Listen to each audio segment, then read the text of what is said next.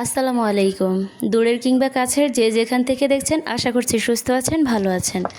আজকে একেবারে ক্রিসপি মোচমোচে একটা ফ্রেঞ্চ ফ্রাই রেসিপি করে দেখাবো, যেটা বাইরে থেকে ক্রিসপি থাকবে আর ভিতরটা সফট থাকবে। অনেকেই আমরা বাসায় পারফেক্টভাবে ফ্রেঞ্চ ফ্রাইটা বানিয়ে নিতে পারি না, কিন্তু আজকের রেসিপিটা ফলো করলে হুবহু রেস্টুরেন্টের মতো এরকম পারফেক্ট ফ্রেঞ্চ ফ্রাইটা করে নিতে পারবেন। তবে কিছু টিপস ফলো করতে হবে, তাই না টেনে পুরো ভিডিওটি দেখতে থাকুন। আশা করছি আপনাদের কাছে ভালো লাগবে, আর ভালো লাগলে প্লিজ চ্যানেল সাবস্ক্রাইব করে সাথেই থাকবেন। আজকে আমি ফ্রেঞ্চ ফ্রাইয়ের জন্য বড় সাইজের 2টি আলু নিয়েছি। এই আলুগুলো দেখবেন উপর থেকে একটু খোসাটা উঠে যায় এরকমের মতো। এই আলুগুলো নিলে হবে কি, ফ্রেঞ্চ ফ্রাইটা একেবারে পারফেক্ট হবে। কিছু আলু আছে যেগুলোর মধ্যে স্টার্চের পরিমাণ বেশি থাকে, আর সেগুলো তেলে দেওয়ার সাথে সাথেই কালার চলে আসে। তাই যেই আলুতে স্টার্চের পরিমাণ কম থাকে সেই আলুগুলো নেবেন। এখন আমি ফ্রেঞ্চ ফ্রাইয়ের কাটটা দিয়ে দিচ্ছি। প্রথমে 2 মাথার সাইজটা কেটে নিয়ে এরপরে মিডিয়াম সাইজ করে কেটে নিচ্ছি। দেখেই বুঝতে পারছেন কিভাবে কেটে নিয়েছি। একেবারে পাতলাও না, আবার একেবারে মোটাও নয়। ফ্রেঞ্চ ফ্রাইয়ের জন্য বড় সাইজের আলুগুলো নিলেই দেখতে ভালো লাগে, কারণ ফ্রেঞ্চ ফ্রাইটা লম্বা থাকতেই বেশি সুন্দর। এখন আমি কাটটা দিয়ে দিচ্ছি। অবশ্যই সবগুলো ফ্রেঞ্চ ফ্রাইয়ের সাইজ যেন একই রকম হয়, কারণ একটা এক এক রকম হলে একটা আগে হবে একটা পরে হবে, এতে করে পারফেক্টভাবে হবে না। সবগুলো আলু আমার কেটে নেওয়া হয়ে গিয়েছে। এখন একটা বাটিতে বেশি পরিমাণে পানি নিয়ে আলুগুলো প্রায় 2 থেকে 3 বারের মতো ধুয়ে নিচ্ছি। আলুগুলো 2 থেকে 3 বারের মতো ধুয়ে নেওয়া হওয়ার পরে যখন দেখবেন আলু ভিজানোর পরে পানিটা একেবারে পরিষ্কার থাকছে, তখন বুঝবেন আলুগুলো ভালো করে ধুয়ে নেওয়া হয়ে গিয়েছে। এখন আমি 10 মিনিটের মতো ভিজিয়ে রেখে দিচ্ছি। এরপর দেখতেই পাচ্ছেন কত ফ্রেশ হয়ে গিয়েছে আলুগুলো। পরিমাণ মতো পানি নিয়ে এর মধ্যে স্বাদ মতো লবণ দিয়ে ভালো করে মিশিয়ে নিচ্ছি। এরপর পানিটা যখন ফুটে উঠবে তখন এর মধ্যে আলুগুলো দিয়ে দিব। আলুগুলো সব দিক থেকে নেড়ে চেড়ে দিতে হবে, তাহলে সমানভাবে সেদ্ধ হবে। এই আলুগুলো আমি 6 মিনিট সেদ্ধ করে নিয়েছি। এর থেকে বেশি সেদ্ধ করা যাবে না, ঘড়িতে টাইমটা সেট করে নেবেন পারলে। এরই মাঝে আমি 2 থেকে 3 বারের মতো নেড়ে চেড়ে দিয়েছি। পুরো 6 মিনিট পরে আমি আলুগুলো তুলে নিচ্ছি। এখন বরফ ঠান্ডা করা পানিতে এই আলুগুলো দিয়ে দিব। এই টিপসটা কিন্তু অবশ্যই ফলো করবেন। গরম পানি থেকে তুলে সাথে সাথে বরফ পানিতে দিয়ে দিবেন।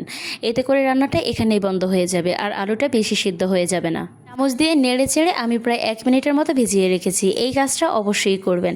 এতে করে আপনাদের ফ্রেঞ্চ ফ্রাইগুলো আর ডাবল ফ্রাই করতে হবে না, একবারে ফ্রাই করে নিলেই হয়ে যাবে। এখন আমি টিস্যু পেপারের উপরে উঠিয়ে নিচ্ছি, আর উপর দিক থেকেও টিস্যু দিয়ে ভালো করে মুছে নিতে হবে। এ পর্যায়ে কিন্তু আলুগুলো ভালো করে মুছে নিতে হবে, যেন কোনো প্রকার পানি না থাকে এর মধ্যে। টিস্যু অথবা কোনো পাতলা কাপড় দিয়ে চাইলে এই কাজটা করে নিতে পারেন। ভালো করে চেপে চেপে পানিটা মুছে নিতে হবে। এতে করে আমরা যখন এটা কোটিং করব তাতে সুন্দর মতো কোটটা হয়ে যাবে। এর মধ্যে আমি 3 চামচ পরিমাণ কর্নফ্লাওয়ার দিয়ে দিয়েছি। কর্নফ্লাওয়ারটা এখন সবগুলো ফ্রেঞ্চ ফ্রাইয়ের সাথে ভালো করে মিশিয়ে নিব। আর কোনো প্রকার মশলাই এখানে ব্যবহার করব না। পুরোপুরি রেস্টুরেন্টের মতো হুবহু যদি ফ্রেঞ্চ ফ্রাইটা বানিয়ে নিতে চান তাহলে কিন্তু এভাবেই করতে হবে। আর রেস্টুরেন্টগুলোতে এভাবেই ফ্রেঞ্চ ফ্রাইটা করে থাকে। আলতো হাতে আলুর সাথে ভালো করে কর্নফ্লাওয়ারটা মিশিয়ে নিয়েছি।